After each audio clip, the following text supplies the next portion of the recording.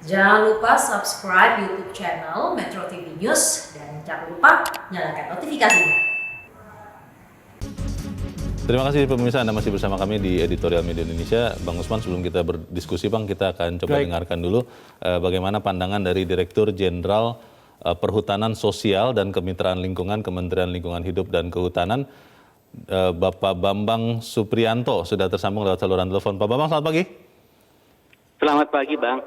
Ya, Pak Bambang, terima kasih sudah memberi waktu pagi kami. Pak Bambang, kalau bicara masyarakat adat, hutan adat atau lahan adat, itu sebetulnya aturannya secara sederhana seperti apa sampai bisa sekelompok masyarakat itu mengklaim bahwa itu adalah hutan adatnya, Pak Bambang?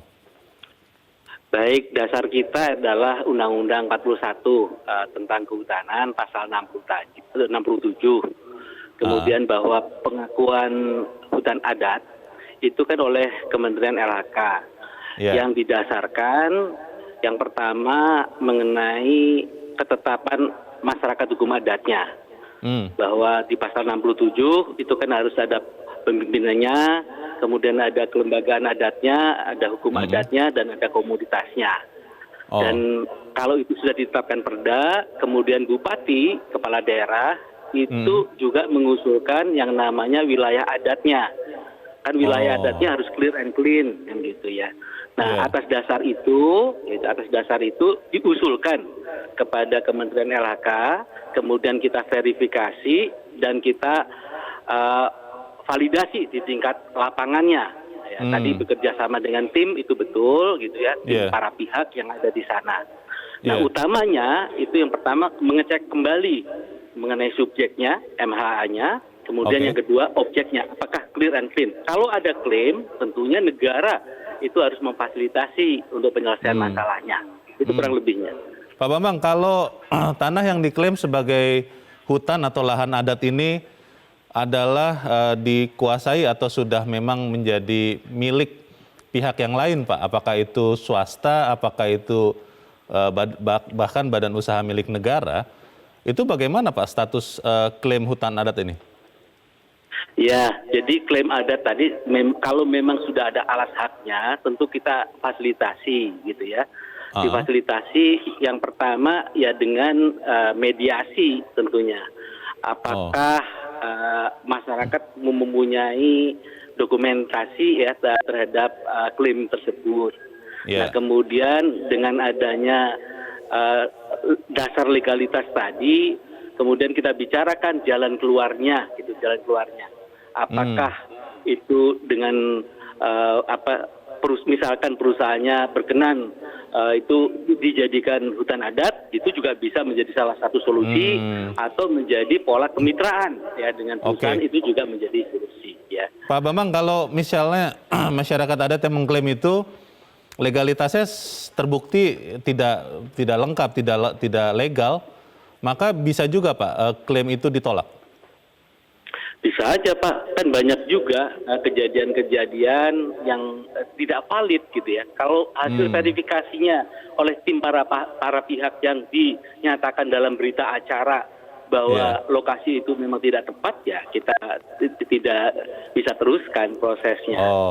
Oke. Walaupun misalnya datangnya berbondong-bondong begitu ya, sangat banyak gitu, walaupun demikian kalau tidak legal tetap tidak legal begitu ya Pak Bambang ya? Iya, makanya saya katakan tadi dasar pengusulannya gitu kan, tadi selain ada penelitian masyarakat subjeknya gitu ya, MHA-nya melalui perda, kalau objeknya itu clear and clean-nya itu difasilitasi oleh pemerintah daerah supaya waktu dikirimkan itu sudah clear and clean.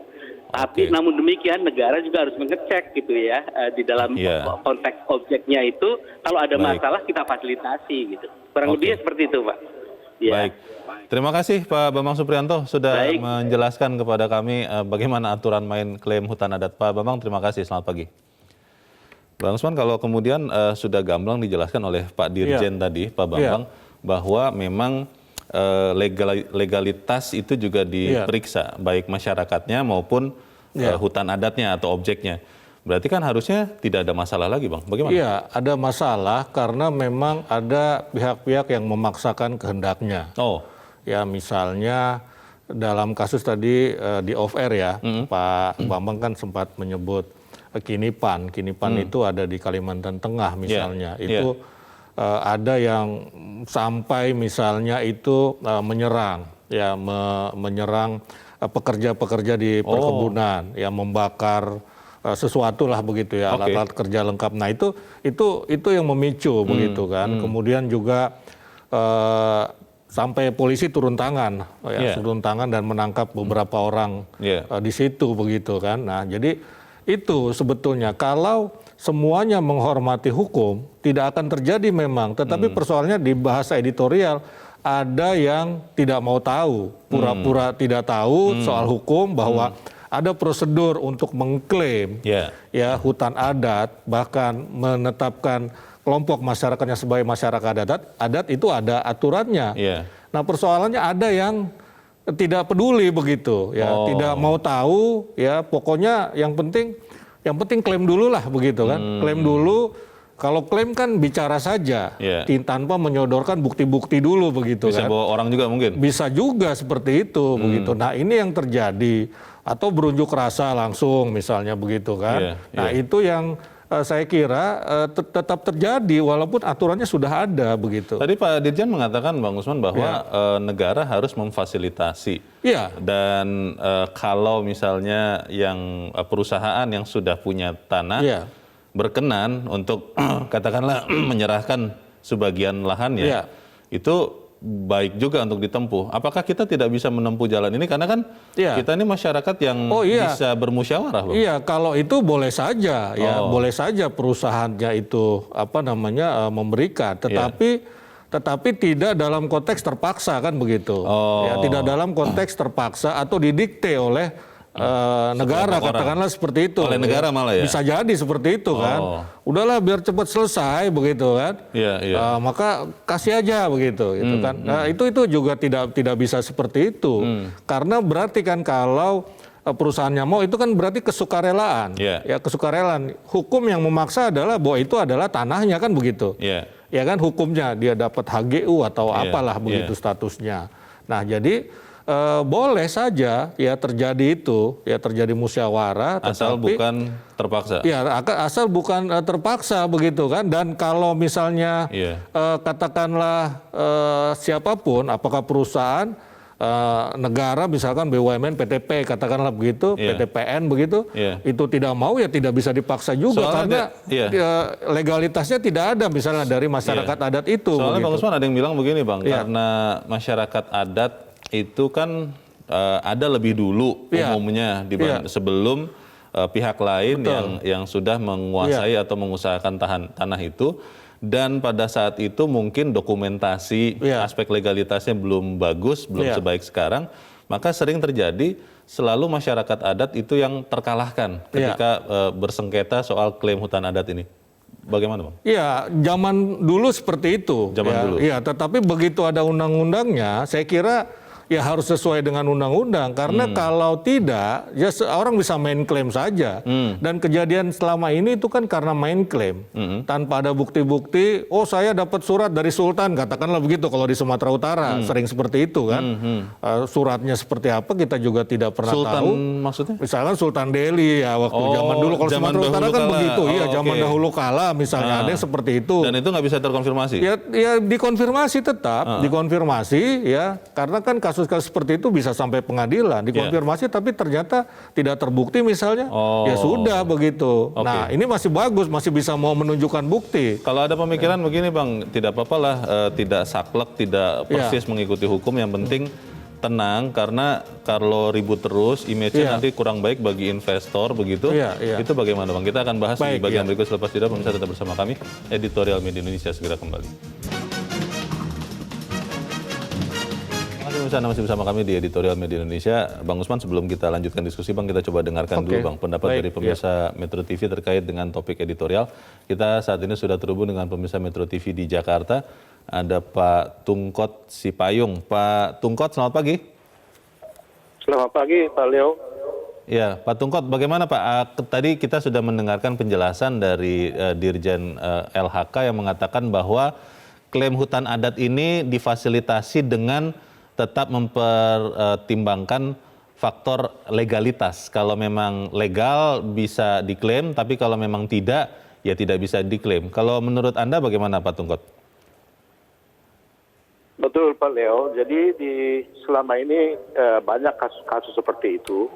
Nah, di dalam Undang-Undang Perkebunan 39 tahun 2014 itu jelas sekali di pasal 12 bahwa kalau tanah itu tadinya itu adalah dari lahan masyarakat hukum adat, itu harus dirundingkan bersama-sama dengan masyarakat adat. Nah, itu. Nah, syarat masyarakat adat tadi yang disampaikan oleh Pak Dirjen Perhutanan Sosial. Jadi semua harus jelas siapa, apakah itu ada ditetapkan, kemudian ada pendukungnya. Nah, jadi yang jadi persoalan selama ini adalah ada orang luar yang mengaku masyarakat hukum adat yang sebetulnya sulit, nggak bisa dibuktikan bahwa dia adalah masyarakat adat itu. Nah, ini yang menjadi persoalan gitu. Nah, kalau ini dia masyarakat adat, saya yakin pelaku usaha baik itu BUMN maupun perusahaan korporasi swasta, itu akan merundingkan karena itu perintah undang-undang. Perintah undang-undang perkebunan nggak akan dapat izin lokasi dan IUP dari pemerintah daerah kalau tidak dilakukan itu. Nah, solusinya bisa kalau itu memang terbukti masyarakat hukum adat, ya itu solusinya bisa ganti rugi, bisa juga disertakan dalam perusahaan sebagai pemegang saham, pemilik saham dan macam-macam gitu. Tapi kalau tidak, bagaimana itu Pak Tungkot? Apakah memang selama ini memang negara bisa memegang hukum dan keadilan? Karena beberapa kali kejadian kan yang mengklaim sebagai masyarakat hukum adat ini datang biasanya tidak sendirian kan, beramai-ramai begitu. Bagaimana Pak Tungkot? Ya, negara nggak boleh kalah kepada hukum dan keadilan. Tapi masyarakat juga nggak boleh dikorbankan. Nah, kalau ternyata tidak ada masyarakat hukum adat di situ, kan solusinya solusi lain. Misalnya mereka dapat dana CSR atau PKBL untuk mengembangkan kegiatan-kegiatan ekonomi. Jadi ada solusi kemitraan yang diberikan oleh pemerintah dan kemitraan itu juga wajib bagi pelaku usaha. Jadi harus ada dasar legalitasnya. Kalau enggak ya kita nggak bisa bekerja bernegara begitu ya. Jadi kita harus legalitas itu harus ditegakkan. Legalitas yang ditegakkan bukan hanya kepada masyarakat, tapi juga kepada pelaku usaha. Itu baru bisa berjalan dengan baik. Gitu. Baik, terima kasih Pak Tungkot Sipayung di Jakarta untuk pendapat Anda. Selamat pagi Pak. Di belakang Pak Tungkot ada pemirsa Metro TV di Surakarta, Jawa Tengah, Pak Bambang Saptono. Pak Bambang, selamat pagi. Selamat pagi Metro TV dan selamat pagi saudaraku bangsa Indonesia. Selamat pagi, silakan Pak Bambang. Klaim hutan adat di lahan perkebunan sudah sering terjadi di negeri ini, Mas. Termasuk diantaranya klaim hutan adat di kawasan Desa Kinipang, Batanggawal, Lamandau, Kalimantan Tengah, maupun di daerah-daerah lainnya. Dan apabila klaim hutan adat tersebut tidak segera diselesaikan, maka akan berpotensi ditiru oleh masyarakat daerah-daerah lain. Selain itu, juga akan mengganggu iklim investasi khususnya di bidang perkebunan. Oleh karenanya, Mas, kami sependapat apabila perselisihan atau konflik terkait dengan hutan adat tersebut harus diselesaikan melalui koridor hukum alias bukan sekedar atas dasar main klaim semata. Nah, negara ini kan sudah memiliki undang-undang dasar, kemudian juga undang-undang keputusan MK seperti yang disebutkan oleh editorial tadi, termasuk dengan peraturan menteri dan juga peraturan daerah. Ini semua yang mengatur tentang masalah tersebut. Di sisi lain, Mas, bahwa yang namanya masyarakat hukum adat itu juga sudah harus memenuhi ketentuan yang mana sesuai dengan undang-undang yang berlaku. Nah, saya menduga ada pihak yang bermain di belakang adanya konflik hutan adat tersebut. Ini malah justru orang kuat, orang berduit, orang punya jabatan, di mana ini pihak tersebut juga sebenarnya sudah paham tentang undang-undang. Nah, namun mereka sengaja untuk mencari celah agar bisa menguasai atau memanfaatkan aset tersebut. Terima kasih. Baik. Terima kasih Pak Bambang Saptono di Surakarta, Jawa Tengah. Selamat pagi. Di belakang Pak Bambang ada Pak Budi di Barito Selatan, Kalimantan Tengah. Pak Budi, selamat pagi. Pak Budi. Halo Pak Budi di Barito Selatan, selamat pagi. Kelihatannya tidak tersambung. Terima kasih pemirsa untuk menelpon. Bang Usman, kalau kita melihat sebetulnya kan kembali lagi ke pertanyaan saya sebelum jeda tadi. Kalau pemikirannya adalah begini, daripada dibiarkan berpanjang-panjang konflik, apalagi misalnya kalau masyarakat yang datang itu berbondong-bondong, lalu pakai kekerasan juga, itu kan bukan citra yang baik terkait dengan bagaimana kehidupan kehutanan dan juga usaha-usaha perkebunan di Indonesia, bisa merugikan Indonesia. Itu bagaimana, Bang? Jadi tadi kalau ada orang berbondong-bondong menuntut hutan adat diselesaikan secara kompromi, besok akan muncul lagi. Akan ada orang lain lagi. Tadi Pak Bambang sudah sampaikan kan, akan muncul lagi, bukan menyelesaikan persoalan, tapi hanya memindahkan persoalan. Dan itu juga nomor 2 menunjukkan tidak adanya kepastian hukum. Kalau kepastian hukum tidak ada, maka kepastian berinvestasi pun tidak ada. Maka kepastian perlindungan masyarakat adat pun tidak ada begitu. Ujungnya begitu juga, ke masyarakat adatnya? Iya, ke masyarakat adat juga. Karena masyarakat ini kan harus dimuliakan.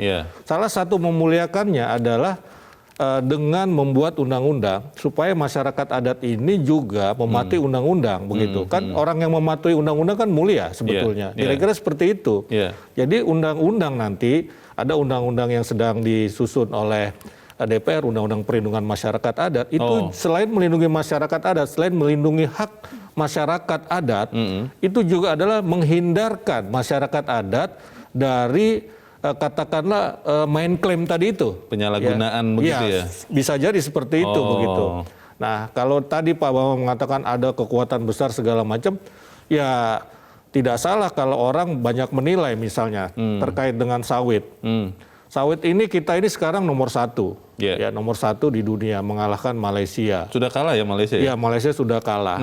Nah, kemudian kita tahu internasional itu melarang produk-produk. Karena katanya merusak lingkungan, merusak kesehatan juga, dan lain-lain begitu ya. Tapi kan sebetulnya itu sudah diatur semua oleh negara kita berdasarkan undang-undang. Artinya industri investasi jalan, perlindungan terhadap lingkungan juga jalan. Dan kalau kita lihat ke depan ini, itu yang namanya bahan bakar, itu B30, B50, B100 itu kan dari sawit. Biodiesel ya? Artinya dia juga ikut menjaga lingkungan pada dasarnya sebetulnya ya kalau kita pakai logika itu. Nah, jadi saya kira ini mesti ya diselesaikan melalui jalur hukum. Ya, jadi sebab begini, dari 9, sekian juta, 9,6 juta yang diklaim sebagai milik adat, milik masyarakat itu 300 hektar lebih, itu tadi 9,6 juta hektar, itu 300.000 hektar lebih itu ada di tanah yang sudah jelas kepemilikannya, haknya gitu. Ini kan nggak sedikit kan, 300.000 hektar begitu.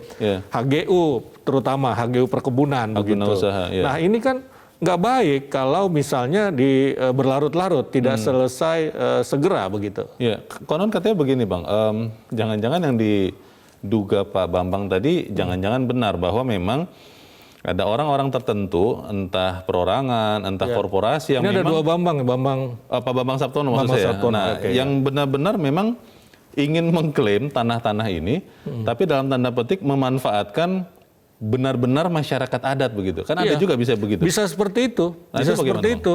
Ya ini harus juga mendapatkan katakanlah perlakuan yang sesuai dengan aturan, sesuai dengan hukum. Jadi kalau ada orang-orang tertentu di belakang begitu kan, ya ini juga harus kita treatment sedemikian rupa sesuai dengan aturan hukum. Jadi banyak diduga begitu yang sebetulnya hanya menyodorkan sekelompok masyarakat, ini masyarakat adat dipakai saja gitu. Sebetulnya ada kepentingan yang lain lagi, bahkan katanya ada kepentingan internasional juga katanya. Ya ini memang harus diverifikasi lagi. Jadi saya kira semua harus diselesaikan secara hukum. Kalau misalnya internasional bermain, ya tentu saja ada proses diplomasi ya. Misalnya katakanlah Australia atau negara lain melarang inilah, melarang itulah ya. Kita bisa juga melakukan hal yang sama kan. Misalnya kita membalas katakanlah dalam tanda petik tidak menerima produk mereka juga seperti itu. Masalahnya begini Bang Usman, tadi yang di awal Abang sempat katakan bahwa memang di masa yang lalu ada tindakan keras dari negara yang diduga ataupun oknum pejabat negara yang diduga merugikan masyarakat adat. Nah, berdasarkan dari situlah kemudian ada pemikiran ya ini kan kita bicara hutan, bicara rimba. Kalau gitu kita pakai hukum rimba saja. Nah ini bagaimana benar-benar memastikan masyarakat adat yang sesungguhnya bisa berpikir dengan jernih, kita akan bahas di bagian berikut. Dan pemirsa tetap bersama kami, Editorial Media Indonesia segera kembali. Terima kasih pemirsa Anda masih bersama kami di Editorial Media Indonesia. Kita di bagian akhir dari diskusi kita pagi ini. Bang Usman, kan hukum rimba mengatakan siapa yang kuat dia akan menang. Tapi itu kan di rimba ya, dan itu biasanya berlaku untuk penghuni hutan yang bukan manusia kan. Betul. Nah masalahnya kalau kemudian prinsip itu juga sampai sekarang masih dipakai dan ini tidak diselesaikan, maksud saya klaim hutan adat ini tidak diselesaikan secara hukum, kan akhirnya jadi presiden. Bagaimana? Saya kira kita semua kan ingin berperilaku secara beradat. Beradat itu beradab, beradab itu sesuai dengan hukum. Ya saya kira tidak bisa seperti itu. Ya. Di hutan pun, kalau dia masih di wilayah Indonesia, maka berlakulah segala hukum yang berlaku di Indonesia.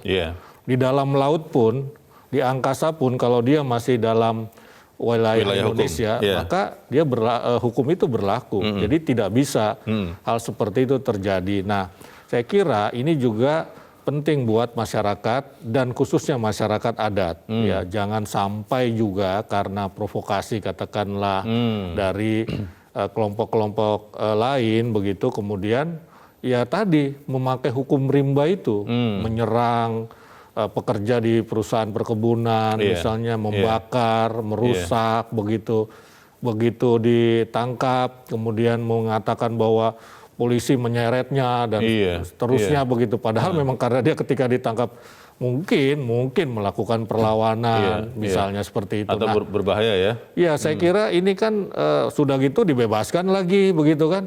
Nah ini kan nggak baik. Nah masalahnya gini Bang, banyak petugas ataupun mungkin pemerintah daerah yang paling dekat dengan lokasi misalnya, merasakan kesulitan itu Bang, karena ketika menegakkan hukum seakan-akan berhadapan dengan rakyatnya sendiri. Nah ini bagaimana strategi yang paling aman dan tapi tetap menghormati hukum? Jadi saya kira yang kita hadapi sebetulnya bukan masyarakatnya sebagai subjek, tetapi perbuatannya, perilakunya begitu. Ya. Kalau dia menaati hukum pasti dia mendapatkan kerat kan gitu ya, mendapatkan reward kan begitu. Tapi kalau dia melanggar hukum, ya tentu saja dia harus dapat stick gitu kan, kira-kira begitu, apa tongkat ya, carrot and stick begitu. Nah, artinya mendapatkan hukuman kan begitu aja. Sebetulnya yang kita hadapi adalah perbuatannya, bukan rakyatnya. Tetapi saya sependapat misalnya segala sesuatu itu tidak mesti dilihat dengan kacamata kuda hitam putih begitu ya. Ada jalan-jalan keluar tadi yang disampaikan Pak Bambang, Pak Dirjen, itu juga boleh juga dicoba. Yang penting semua secara sukarela. Jangan karena terpaksa. Jangan karena terpaksa berdamainya itu. Sebab kalau terpaksa nanti itu saya sampaikan tadi. Di sana, di Kinipan itu misalnya, di Kalimantan Tengah boleh loh. Berhasil ya? Berhasil katanya. Ya jadi dapat itu tanah perkebunan, jadi hutan adat, diklaim hutan adat, ada kemitraan dan segala macam. Karena ada besok ada lagi di Sumatera, besok penting, ada lagi. Yang penting ada sekian ratus orang, sekian ribu orang mungkin datang begitu. Iya, kan ini tidak bisa. Artinya kan hukum dikalahkan akhirnya. Ya kecuali ada kesepakatan. Pak Tungkot juga tadi mengatakan hal yang sama, sebetulnya bisa saja diselesaikan melalui jalan tengah. Sejauh ini Bang, rapor negara dalam hal klaim hutan adat ini seperti apa? Apakah masih angkanya 7, 5 atau bagaimana? Jadi ini sudah di masa pemerintahan Pak Jokowi itu sudah relatif lebih baik. Kenapa? Karena perangkatnya sudah disiapkan. Mekanisme perhutanan sosial itu kan ada di pemerintahan Pak Jokowi. Sebelumnya tidak ada? Sebelumnya kan tidak ada. Itu kan di masa Bu Siti Nurbaya sebagai Menteri Lingkungan Hidup. Begitu. Nah jadi ini sebetulnya sudah baik, perangkatnya sudah baik, tinggal lagi bagaimana implementasi di lapangan. Diperiksalah apakah ada tumpang tindih aturan dan hukum, apakah ada tumpang tindih antara misalnya undang-undang perkebunan dengan undang-undang tata ruang dengan undang-undang perhutanan sosial atau lingkungan. Dan misalnya. Itu masih ada ya? Ya menurut para pakar seperti itu, ya masih ada tumpang tindih begitu, ya sehingga ya persoalan-persoalan ini terjadi. Jadi ketika misalnya katakanlah masyarakat yang mengklaim dirinya adat, dia demo ke Pemda bilang ini loh aturannya begitu kan. Dia kemudian naik ke tingkat yang pusat, jangan-jangan diakomodasi karena undang-undangnya memang mengizinkan itu begitu memang kan. Membolehkan itu. Demo ke ATR BPN misalnya begitu kan. ATR BPN enggak, udah jelas ini peruntukan misalnya seperti itu. Ya akhirnya tidak terjadi penyelesaian secara baik yang sesuai dengan hukum karena masing-masing punya hukumnya sendiri. Oh, saya sesuai dengan hukum, saya sesuai dengan undang-undang kehutanan, ini sesuai dengan undang-undang perkebunan tadi, ini sesuai dengan undang-undang tata ruang misalnya begitu. Nah karena itu mungkin perlulah apalah omnibus law yang jenis itulah bisa mengharmonisasikan jadi yang mengharmonisasi dan menjadi payung besar, dan mudah-mudahan Undang-Undang Perlindungan Masyarakat Adat ini bisa menjadi payung besar. Itu masuk prolegnas atau tidak? Sudah masuk prolegnas. Sudah masuk di tahun ini? Iya, di tahun ini. Di tahun ini mungkin agak mepet ya.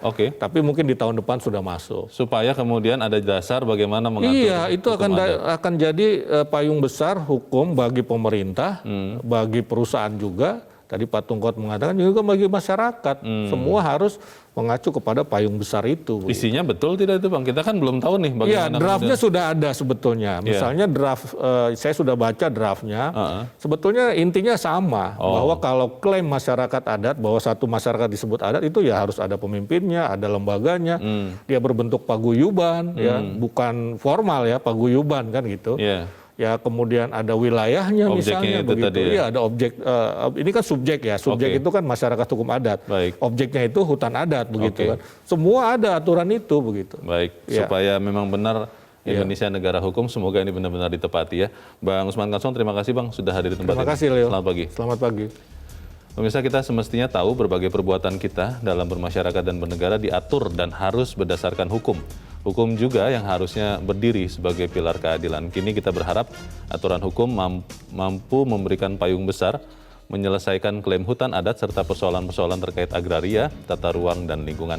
Saya Leonard Samosir, terima kasih Anda sudah menyaksikan. Selamat pagi.